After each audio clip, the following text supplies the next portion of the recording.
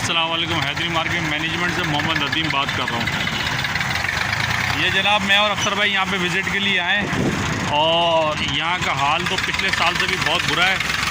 पूरे पहाड़ बने हुए हैं, पिछले साल तो पहाड़ भी नहीं बने हुए थे और हमसे ये कहा गया था कि जी फौरी की फौरी उठेगा और गाड़ी लगाई जाएंगी और गाड़ी फ़ौरन उठाएंगी।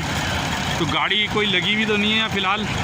यहाँ तो गाड़ियाँ ला के डाली जा रही हैं और बर्बादी फैल चुकी है। साबिक़ सदर साहब यहाँ पर पूरी टोटल आपकी परमिशन से बर्बादी फैल गई है और सब बेड़ा गर्क हो गया यहाँ पर।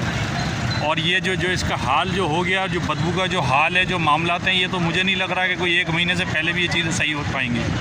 तो ज़रा ये देखें क्या हाल क्या हो रहा है ये सारा तमाम। क्या हम लोग इसी जानवर वाली ज़िंदगी के लिए हैं?